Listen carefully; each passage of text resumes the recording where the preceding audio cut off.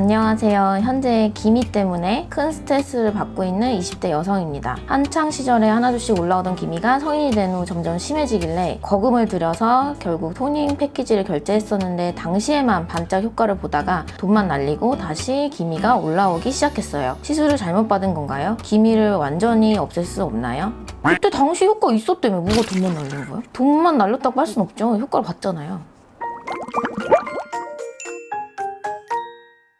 기미를 토닝을 받으러 오시는 분들이 토닝 해본 적 있으세요? 이렇게 여쭤보면 토닝에 대한 경험은 되게 많아지셨는데 다시 생겼어요 이렇게 말씀하시는 분들이 거의 대부분이고 그게 바로 기미의 특징이기도 하거든요. 그러니까 기미는 만성 염증성 질환이다. 그러니까 만성으로 거의 없앨 수 있다고 볼 수는 없는 꾸준히 가져가는 그런 일종의 염증을 유도해서 발생하는 결과물 중에 하나다. 그래서 기미는 재발을 항상 염두에 두셔야 되고 그러기 위해서 우리가 늘 꾸준한 관리가 필요하다고 말씀을 드리는 거고.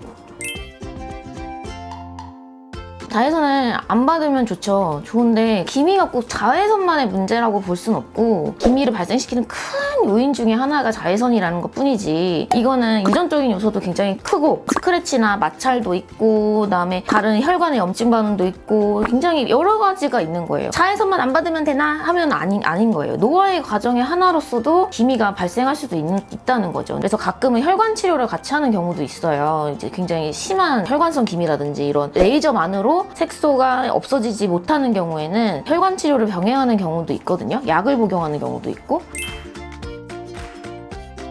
평상시에 이제 토닝을 한 열흘에서 2주 단위로 꾸준히 다니시다가 이제 이 정도면 나 만족한다 이런 시기가 오잖아요. 그랬을 때 유지 차원에서 나 이 정도를 꾸준히 유지해 가고 싶다 싶으시면 이제 한 달에 한 번, 두 달에 한 번 정도는 와서 토닝 한번 받고 가시고 하면 관리가 수월하시지 않을까 싶어서 저는 솔직히 10번 받고 끝! 내년에 뵐게요. 전 그렇게 받는 것보다 열심히 다녔어요. 그래서 어느 정도 좋아져서 이제는 유지할래요 할 때 저 선생님이 이제 한 달에 한 번씩 올게요 이렇게 하는 게 좋다는 거죠. 항상 제가 강조를 드리지만 시술하는 원장님과의 소통이 굉장히 중요해요. 나의 기대치는 어디까지다 했을 때 또 원장님도 솔직하게 여기까지는 갈 수 있다. 근데 시간이 오래 걸릴 것이다. 내지는 여기까지는 가기 힘들 수도 있다. 대신에 여기까지는 갈 수 있다. 이런 식으로 약간 목표치를 서로 좀 합의를 하면서 가야 서로가 서로에 대한 실망이 없거든요. 그래서 저는 좀 그렇게 소통을 좀 많이 하면서 다니셨으면 좋겠어요.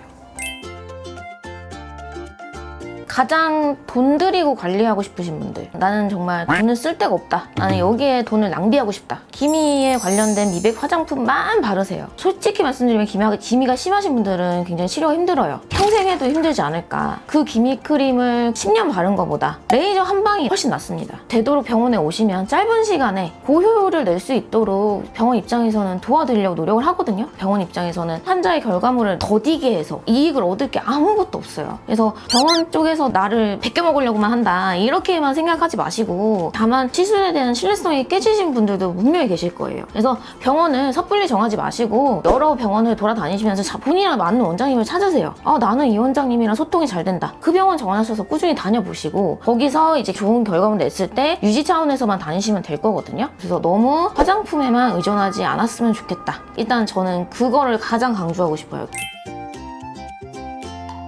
레이저 장비에 대한 문의를 많이 주신다고 말씀을 들었거든요. 저희 직원들한테. 장비는 피코면 피코 다 비슷하고요. 다른 레이저 토닝 장비들 거의 다 비슷해요. 물론 어떤 레이저가 오리지널이다, 어떤 레이저가 더 우수하다 이런 약간의 차이는 있을 수 있지만 원리적으로는 거의 다 비슷하거든요. 장비를 쫓아다니지 마시고 사실 시술자를 쫓아다니시는 게 더 맞아요. 시술자가 정말 나를 한 번 한 번 만날 때마다 경과가 어떻네요, 경과가 좋아지고 계시네요, 이런 거를 같이 고민해주고 있는지가 훨씬 중요하거든요. 내 친구가 피코 하이로 받았다, 피코 플러스로 받았다 라고 해서 나도 피코 플러스로 좋아질 수 있느냐, XLV로 좋아질 수 있느냐, 이런 게 중요한 게 아니란 말이에요. 원장님이 나를 얼마나 봐주느냐, 나의 경과를 얼마나 쫓아가지고 있느냐, 이런 거에 좀 더 집중하시길 바랍니다. 끝.